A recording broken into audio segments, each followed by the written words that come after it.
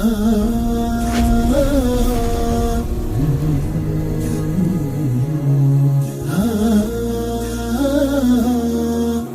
kita berusaha, jangan menyandarkan kepada usaha dan ikhtiar itu sendiri. Tetap kita sandarkan kepada Allah Subhanahu wa taala. Contohnya gimana? Contohnya begini. Ya. Kita usaha nih mencari nafkah dagang misalkan. Jangan disandarkan rezeki itu pada dagangannya. Jangan disandarkan rezeki itu pada pekerjaannya. Misalkan yang bekerja di pabrik, bekerja kemudian ke sebuah perusahaan, ya, bekerja kepada misalkan seseorang, jangan disandarkan kepada pekerjaannya rezeki itu. Ya. Kita hanya sebatas usaha, kita hanya sebatas ikhtiar saja. Hasil terserah Allah.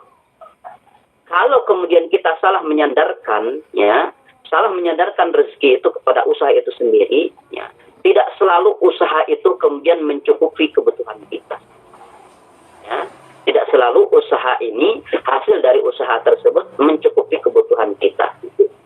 Tapi Allah Subhanahu wa taala tidak pernah membiarkan hambanya yang bertawakal, yang menyandarkan dirinya, kebutuhannya terhadap Allah Subhanahu wa taala. Allah tidak membiarkan hamba-hambanya itu kekurangan. Selalu Allah cukupi, selalu Allah cukupi. Dan kecukupan itu bukan karena kelimpahan harta. Kecukupan akan dunia, kecukupan akan materi dunia itu bukan didasarkan pada berlimpahnya harta. Kecukupan terhadap dunia itu ada pada hati kita. Ya, kecukupan terhadap dunia itu ada pada hati kita, bukan karena berlimpahnya harta. Ketika kita menyandarkan atau menyimpulkan sebuah kecukupan itu pada berlimpahnya harta, maka kita akan banyak kecewanya. Kita akan banyak kecewa. Kok saya bekerja di sini lama sekali, nggak ada hasilnya. Kok saya kemudian dagang ini, dagang itu, dagang ini, dagang itu, kok nggak menghasilkan? Kenapa? Salah kita menyandarkan nikmat dan menyandarkan rezeki itu. Maka ketika kita salah menyandarkan usaha, menyandarkan proses itu, maka akan banyak mendapatkan kekecewaan. Tapi coba sandarkan kepada Allah Subhanahu wa taala.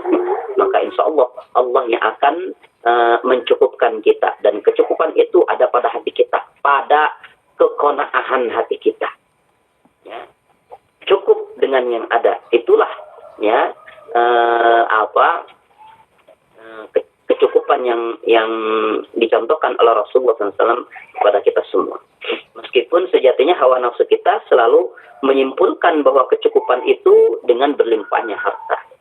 Ingat, itu bisa dijadikan sebagai senjata setan untuk menyesatkan kita dari jalan Allah Subhanahu wa taala. Dan ingat Qarun itu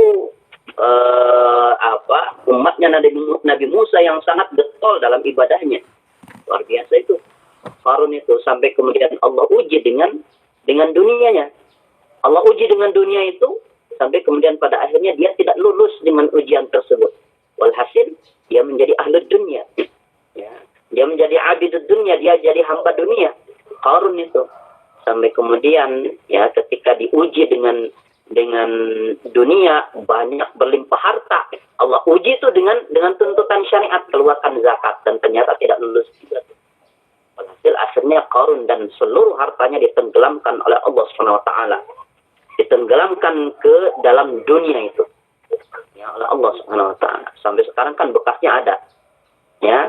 Sampai sekarang azab Allah terhadap Qarun itu ya berbekas sampai sekarang. Setiap orang kemudian menemukan harta dari dalam tanah itu selalu disebut harta Qarun.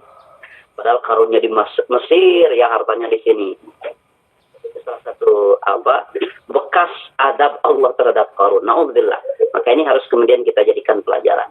Ya, jangan lupa subscribe channel ini dan nyalakan tombol loncengnya.